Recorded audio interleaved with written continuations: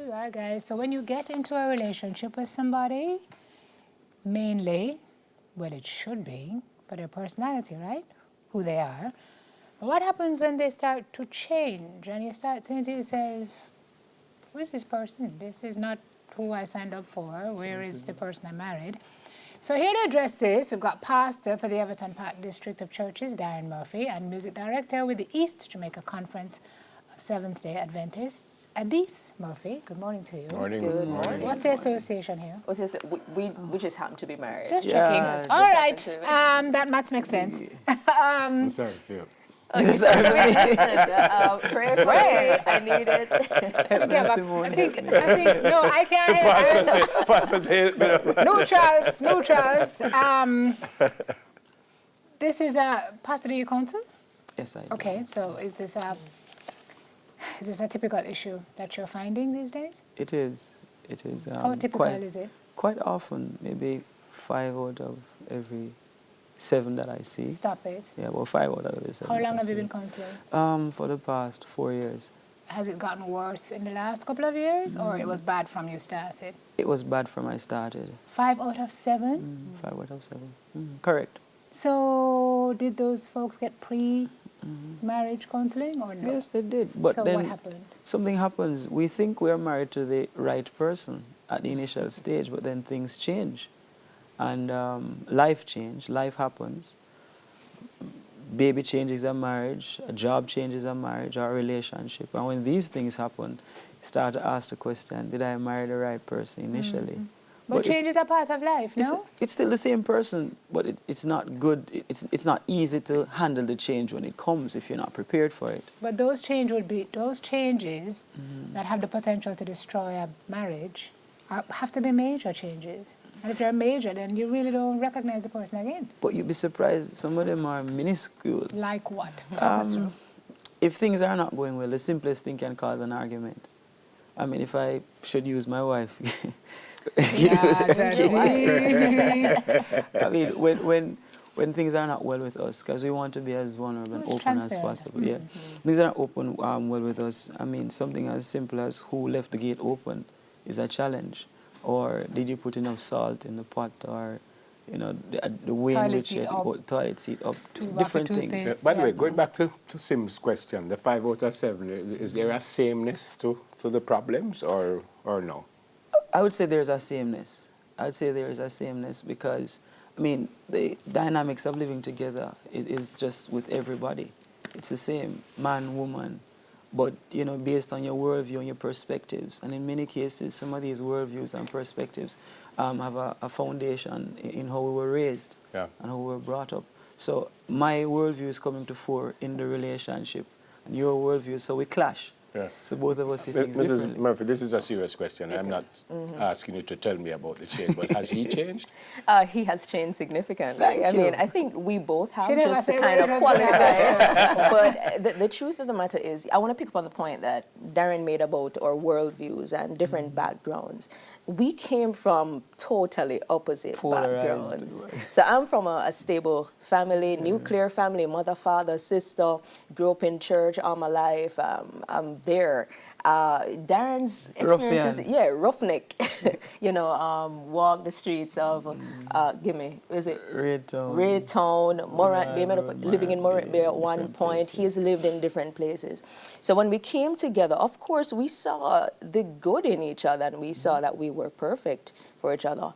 But I think the good thing about it all was that we believe that God was putting us together. So he has been our stabilizing factor, but separate and apart from that, when we woke up and realized we were married, it was the best thing ever. But then after the honeymoon finished, we were like, who is this? How long did it take you to realize that, he's not really the person I thought I was? Take time with me no much. No, me want to explore that. We want to hear that too. But how long did it take you to realize that, even though you're different and from different backgrounds and stuff, but this is who I want to be with? How long did it? I knew actually from the day we met that he was the one. And again, guiding me was guiding me was the fact that I had a personal relationship with God. I am Christian, a Seventh-day Adventist Christian, and so I said, all right, God, I made my list to him. I said, listen, I want him this height, 5'11" and a half. He must be able to sing, hold a note, and other positive qualities. I listed them. Was he Christian at the time? He was. Okay. And he was a ministerial student at NCU at the Okay, time.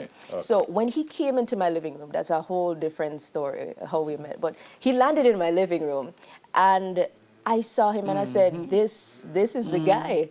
Landed so like a joke. Yeah, no, serious like through some window, him jumping. No, a friend actually brought him there, and I was unprepared. But anyway, it happened, and I was changing in my room, preparing to head to an event, and I just heard him singing. And I'm saying, this is it. I knew from day one it was supposed to be him. So guiding me was God, nothing else. Now, can I ask a question? Sure.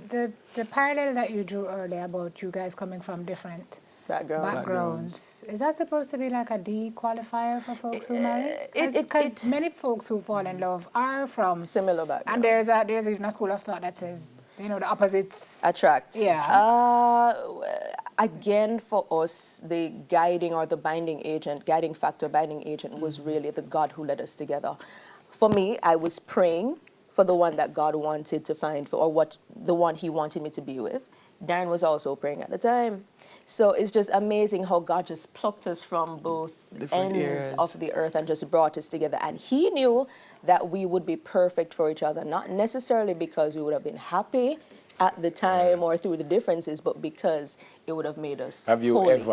ever got to the point that either you or you said, long time, all the time. Is who this I get married to? Yeah. Listen, that was the part that really set things in focus. That's where we had to make the attitudinal shift, or attitude shift, or the mind shift, to say that this is the person I got married to, this is the person I fell in love with at first, and that's what is keeping me. So, I'm hard to deal with sometimes. You can't give me anything at all why you would want to suggest, say, oh, this. You can't give me anything.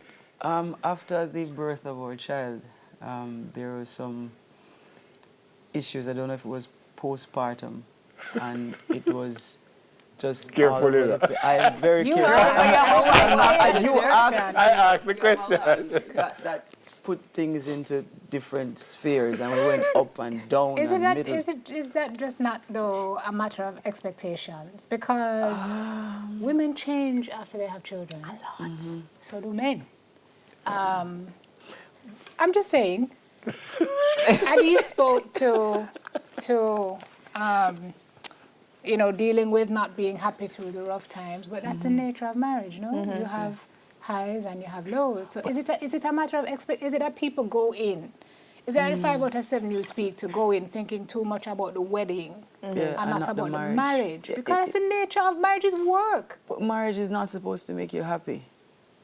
I think that's a misconception. Marriage is not supposed to make you happy. Only. What is it Only. Or maybe the qualifier is only. Yeah. But marriage is supposed to sanctify you. Marriage is supposed to bring you closer to God. So sanctification and happiness. No happiness that. No. Intersect? The primary, you qualified well by saying only. Yeah. But the primary thing, if I'm in it because I want you to make me happy, then we're going to have some challenges. That's a consumer relationship. Right. You ought to be happy before you go in. You're going in whole, not to be completed. I got that. But there is some happiness you're supposed to. Yes, God wants us to. Right. We speak from a Christian perspective, so you'll hear us say God all the time. The marital relationship, man, woman, it represents the relationship that God has with His church. So He's always forgiving, He's always merciful, He's always gracious. And so the man whom He has put as head must always be forgiving, always be gracious, even when your wife blow up. Mrs. Murphy, and the woman is I have to give you the opportunity, as I gave him, to give you a hard time. Tell me something about him that nearly make you run leave him. So Darren can be stubborn, and I think this is just, you know, the number one thing that I don't like sometimes. He doesn't listen well. So I said, there, put this in the kitchen, and he sits in front of the TV watching football. So I go in front of him, put this in the kitchen. No. That's not a good time to tell me to put something. Well, all right, fine, maybe not. But there are other examples. And if you understand your partner, you ought to know that. I know, but he should also understand me to say, listen, this is a matter of urgency. Something going in the kitchen while you're watching football? Yes. Oh, by the way, I mean, that's just I offer counseling service. No, but Eddie brings up something, it's a real point for her because she's mentioning it now, but does there not come a point where if the change is seismic enough, because this is about values, right? Yeah. If you realize it's your values that hold it together, if you realize the values are different, is there not a point, Pastor, where you'd say it's best to separate? Not for me. Not for So me. you two could Not for me. misalign in terms of values, and you We, still we stay. find a way. We get help if we need to. I think a lot of persons do not realize that sometimes the help is not with you, and there's somebody who can add a perspective That to we're what you're not going seeing. through, because we have had to get that kind of help or assistance. And if you get the help, if you do the counseling, and even the counselor said to you, Well, it goes back to your perspective and your belief. If we are a Christian couple, so for us, if the counselor gives up on us, we have a God who will not give up on us. well, Christian And so- couples divorce. Yeah, they that's do. true. And some of these who divorce, they actually saw warning signs or red flags long before. They shouldn't have gotten married, some of Exactly. them. But they did. But they did. So, you have to is stay your, in is it your and work on it. pronunciation that they stay together for life with the issue? That's what your vow says. Till death do us part. And some of us, Darren always uses this example. Some of us want to choose what worse looks like, for better, for worse. We never so get for to choose us, that. worse is not necessarily. You never get to choose We what never worse get looks to like? choose what Yeah. worse looks like. For some of us, worse is probably just not having money at this particular point in time. And so, For the listen, person for whom worse is a beating every day. well, Well, we take a hold on that. yeah. That's a whole Why? different matter. Why? That's abuse. That's domestic. That's yeah, a but challenge that we have to look till death do at. us part, so maybe he should But you kill may her? have to separate in order to work on your differences. But don't walk away. Don't walk away. Separate if your needs be, and then work on your differences. And then if it is irreconcilable, then we have to look at something else. Fantastic. Fantastic. I wish we could talk some more. 'cause Come. Hold on, the interview done already? Call me fundamental issues call me with if you need me. I'll call you first. But I mean, there are many schools of thought. There are a lot of philosophies that we can look at. But God is the one that sets the thing in motion, and we have to consult Him And God before is any also decision the is one who made. doesn't want his people Were to you suffer. not a Christian, would you have got married to him? No, I wouldn't. And would you have I wouldn't stayed? have. Because our value systems would have differed greatly, and that would have led to other challenges within Challenges. our relationship. Were she not a Christian, would you have married her? No. Thank God we were both But how are Christians your at the value time. systems? Okay. Oh, But we have to go. We have to go. What We question? have to go. We have to go. No, ask the question. Ask the question. How are your value systems different? No, they're No, same. they're similar. We're saying if they were different, we would not have gotten married. And they would have been different, just only on the basis that you We're not Christians. That's a So a major basis. criteria would be you had to be That is Christian. correct. Bear in mind, too, we are a ministerial couple. Darren is a pastor of 5 churches. I serve alongside him. So we've had to endure changes from the start of our marriage. All the way to Literally, this we're point. changing district. So we've had to adjust all of that in the middle of having a baby, a 1-year-old who Yeah. is. Can I quite ask another active. question? Sure. Is Simone on fire this morning? No, Let me hear you. No, I'm she had very fire everywhere. intrigued by this topic because Yeah. I too have my own challenges and Sure. story. So there are some people who think that there are a lot of unhappy couples in the church Yes. who do grow apart, who do have issues, who are experiencing significant change for whatever reason, including the one we just discussed, abuse. Right.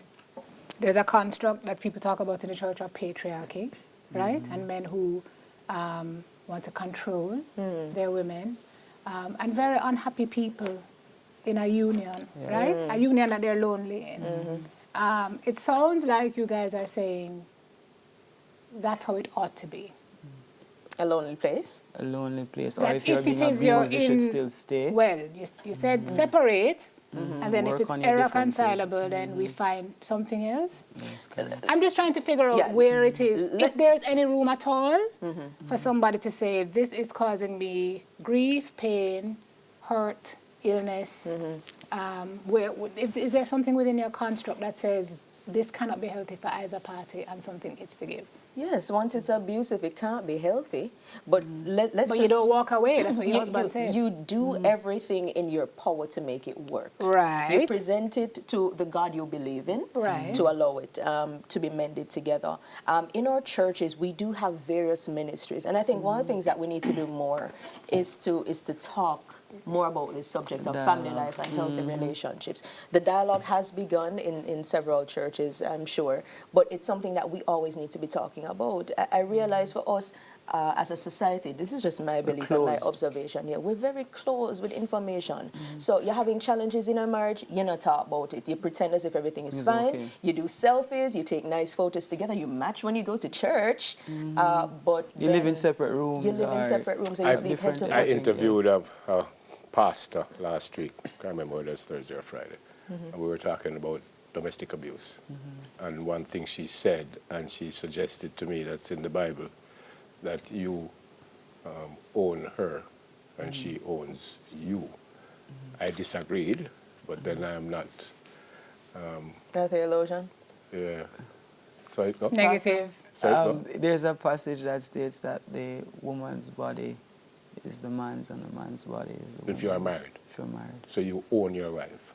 To the point where you have the responsibility to take care of that body. That's what I understand it to mean. Is that one of the issues that because I feel I own her, so if I tell her I must sit down, she has to sit down, and if she don't sit down, I won't want to. That's an oppressive and, should I say, a very uncomfortable place to be. I don't think the Bible supports that. But how do you somebody's know? Because you just said the interpretation. Bible said. So That's- how do yeah. you know?